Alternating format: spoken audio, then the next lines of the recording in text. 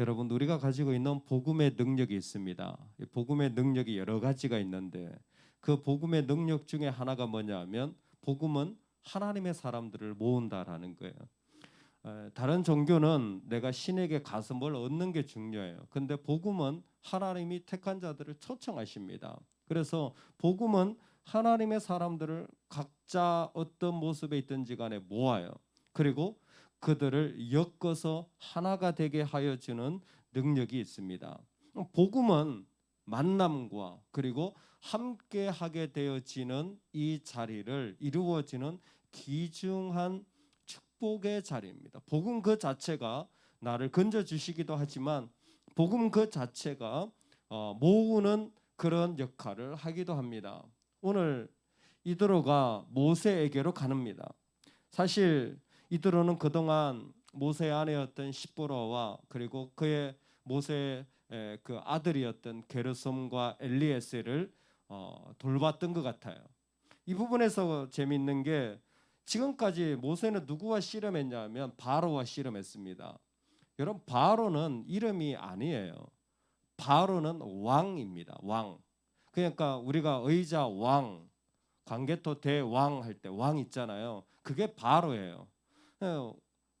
이름이 광개토, 뭐 의자 이름 있잖아요. 바로는 이름을 몰라요. 왜? 성경에서 한 번도 얘기하지 않았기 때문에. 즉 하나님께는 뭐 그 사람이 왕이든지 뭐 세계 뭐 최고의 권력을 가지고 있든지 그게 중요한 게 아닌 거예요. 중요하지 않으면 그냥 생략하고 지나가요. 근데 여기에 시보라라든지 장인 이드로라든지 또 아들 게르솜 뭐 별로 그 많은 역할을 하지 않습니다. 그런데 이 모든 것을 통하여서 하나님 말씀하시는 게 있죠. 특별히 그 아들들의 이름을 설명까지 친절하게 하는 거예요. 게르솜은 내가 나그네 되었다. 엘리에셀은 하나님이 나를 건져 주셨다. 이런 어떤 의미들까지 그 가운데 해석하는 것은 무엇입니까?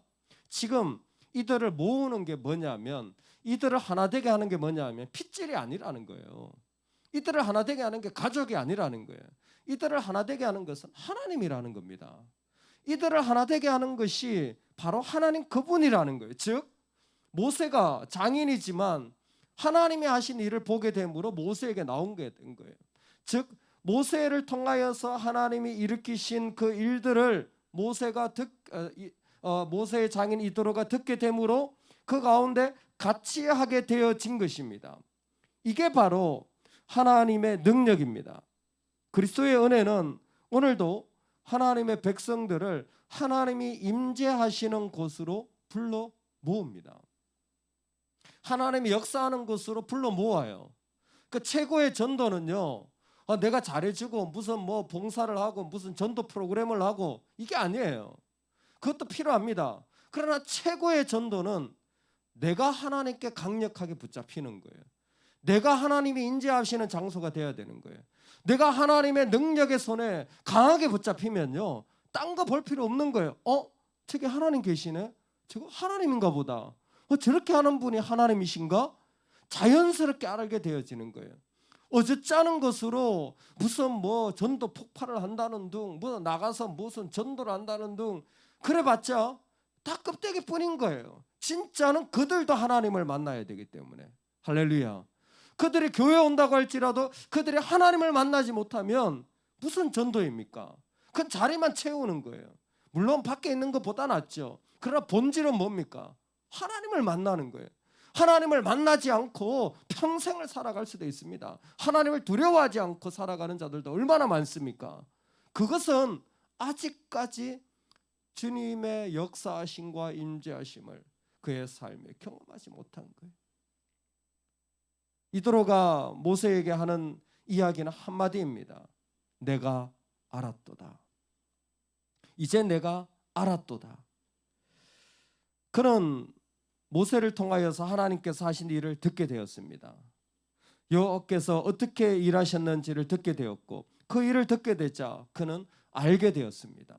하나님의 역사하심이 있으면 그것이 불꽃이 되어서 또 다른 사람의 마음에 전하여지는 거예요. 내가 간증이 있으면요, 그게 또 다른 사람의 마음에 간증이 되고 그것이 나에게 또 하나님의 부르심이 되면 그게 또 다른 사람에게 부르심이 되어져서 함께 하는 겁니다. 모세에게 그 안에 하나님이 하셨던 일들이 그 가운데서 나누어지자 이들어도 알게 되어진 거예요. 모세가 여호와께서 이스라엘을 위하여 바로와 애굽 사람에게 하신 모든 일과 길에서 그들이 당한 모든 고난과 여호와께서 그들을 구원하신 일을 다 장인에게 말하매, 그랬더니 11절에 이제 내가 알았도다. 이제 내가 알았도다.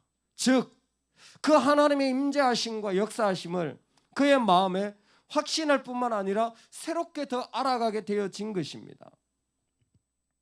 뭘 알았습니까? 하나님이 어떤 분인지를 알게 되어진 거예요. 여호와는 모든 신보다 크심으로 이스라엘에게 교만하게 행하는 그들을 이기셨도다 하고. 아멘. 오늘 저와 여러분이 하나님을 알아가는 은혜의 축복을 누리기를 소망합니다. 아멘. 먼저 하나님 아닌 걸 알아야 돼요. 하나님 아닌 것을 시편에서 분명하게 얘기했습니다. 하나님 아닌 우상은요, 손으로 만든 것들이에요. 손으로 만든 것들은 다 우상입니다. 세상에 손으로 만든, 사람들이 만든 건 다 우상이에요. 그건 의미 없습니다. 그건 하나님 아닌 거예요. 그건 구별해야 됩니다. 내 손으로 만들어서 능력이고 내 손으로 만들어 대단하고, 그건 절대적으로 우상입니다. 심지어 믿는 자가 만들어 놓은 것도 우상이에요. 그래서 우리 교단은 아예 십자가도 안 걸잖아요. 왜? 우상 될까 봐. 십자가 모양도 우상이 될 수가 있다니까요. 사람의 마음 안에. 그렇게 사람이 우상을 잘 만들어요. 그러면 하나님은 어떤 분이십니까? 하나님은 오늘 이도를 통해서 이렇게 고백됩니다. 여호와는 모든 신보다 크심으로, 즉 내가 만든 어떤 것보다 하나님이 크시다라는 겁니다. 내가 생각한 어떤 것보다 하나님이 크신 게 하나님을 아는 거예요. 내가 결정한 어떤 것보다 하나님의 결정이, 내가 느끼는 감정보다, 내가 생각한, 내가 이해한 것보다 하나님이 크시기 때문에 어떤 순간에도 나는 하나님 아래에 있는 겁니다. 하나님이 계신 것을 아는 자들은 어떤 자리에도 하나님의 자리가 분명히 있는 거예요. 어떤 순간에도 하나님을 인정하지 않을 수가 없는 겁니다. 왜? 하나님 나보다 크시기 때문에. 워터게이트 사건의 주범이었던 척 콜슨이 감옥에서 평생을 권력과, 그분이 그랬다고 그러잖아요. 권력을 위해서는 나는 할머니도 밟고 지나갈 수 있다고.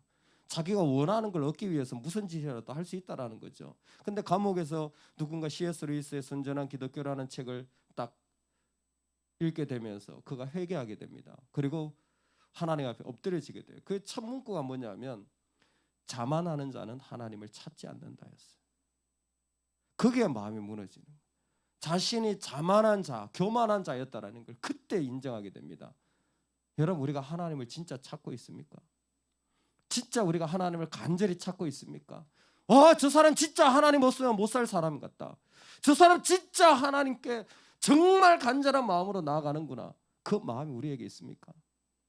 우리가요, 예배도 대충 하는 일들이 너무나 무서운 시대입니다. 코로나로 예배 못 드리는 게 어떻게 보면 더 감사해요.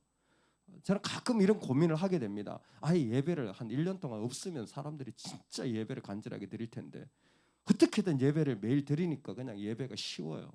하나님 말씀이 쉬워요. 근데 그게 아니에요. 우리 너무 예배 익숙해서요, 다 잊어버려요. 감동도 없어요. 그 안에 하나님을 향한 소망도 없습니다. 하나님을 찾지 않아요. 오늘 모세와 이드로의 하이라이트가 뭡니까? 이 사람들이 같이 있으면서 서로 사위고 장인이고 형제고 가족이고 얼마나 정겨운 만남을 할 수 있겠습니까? 아니에요. 진짜 진정한 만남의 절정은 예배입니다. 진정한 인생의 절정은 예배예요. 예배가 인생의 절정이에요. 예배에서 만난 자가 진짜 만난 자예요. 그 예배 자리가 아니라 진짜 하나님을 간절히 찾는 자들을, 그들과 같이 예배한 자리, 내가 그런 마음으로 예배한 자리, 그 자리에서 만난 사람이 인생의 절정이라니까요. 그 사람이 진짜예요. 그 사람이 진짜 내 인생에 축복된 사람인 거예요. 그런 사람과 같이 있는 것이 인생의 최고의 은혜인 것입니다. 이제 내가 알았도다. 모세의 장인 이도로가 번제물과 희생 제물들을 하나님께 가져오매 아론과 이스라엘 모든 장로가 와서 모세의 장인과 함께 하나님 앞에서 떡을 먹으니라. 아멘.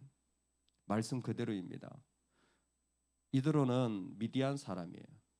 그런데 그 예배 자리에 갔더니 그곳에 이스라엘 백성들 진영 사람들도 있을 겁니다. 아론도 있을 것이고 그곳에 무리들도 있을 것이죠. 애굽에서 노예 생활을 했던 사람들이죠. 얼마나 문화가 다르겠습니까? 하나는 유목민족으로, 그리고 광야에서, 그리고 그 가운데 부족장으로 살았던 사람이 바로 이드로고, 이쪽에는 노예 생활을 했던 수많은 사람들, 애굽의 문화를 가지고 있었던 사람들, 히브리적인 색깔을 여전히 지키려고 했던 사람들이 모였어요. 말씀 그대로입니다. 둘로 하나를 만드사 원수된 것 곧 중간에 막힌 담을 자기 육체로 깨트리시는 분이 예수님입니다. 그리고 예배는 그 예수님을 높이는 자리입니다. 그렇기 때문에 막힌 담이 그 자리에서 무너지는 거예요. 미디안이든 히브리든 노예든 부족장이든 다 하나가 되어서 같이 떡을 먹는 거예요. 왜? 예배는 우리가 이 땅에서 만나는 최고의 절정을 누리는 자리이기 때문입니다. 오늘 우리가 살아갈 때, 오늘 이드로가 드렸던 번제처럼 나를 다 태워드리는 예배의 자리가, 그렇게 나를 내어드리는 은혜의 자리가 있기를 소망합니다. 그리고 이드로는 희생제를 드립니다. 태워드리는 동시에 고기의 일부를 같이 하나님 앞에서 나누어 먹는 그러한 예배 방식입니다. 이 일을 통하여서 같이 하나님의 이름으로 교제하는 거예요. 오늘 우리가 인생의 절정을 살고자 한다면 다른 것 아닙니다. 내가 하나님의 강력한 은혜와 사랑으로 채워지고 붙잡힌 바 되어진, 그것이 전도고 그것이 내 인생의 최고의 절정을 누리는 것입니다. 하나님의 손에 강력하게 붙잡힌 내 모습, 내 자리를 통하여 하나님은 그와 같은 자들을 곳곳에서 성령으로 하나 되게 하십니다. 요즘 정말 이 말씀을 자주 고백하게 되는 것 같아요. 성령으로 하나 돼. 다르지만 성령이 역사하셔서 성령으로 하나 되어지는 거예요. 성령이 계시기 때문에 다 다른 지역에 있지만 그 가운데 진정으로 같이 나를 드리고 진정으로 같이 식사하면서 나눌 수 있는 그 성령으로 하나 된 자리를 이 땅 가운데 우리는 예배를 통하여 허락받은 것입니다.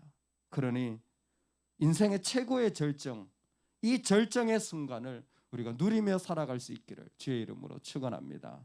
아멘. 우리 같이 한번 기도하겠습니다. 손으로 만든 것들, 내 인간적인 생각들에 내 모습 속에 붙잡혀 있는 것이 많이 있지 않습니까? 내가 가두는 거예요. 하나님, 오늘 그 우상 섬기는 것에서 벗어나게 하여 주옵소서. 그리고 무엇보다 내가 하나님의 손에 강하게 붙잡히게 하여 주옵소서.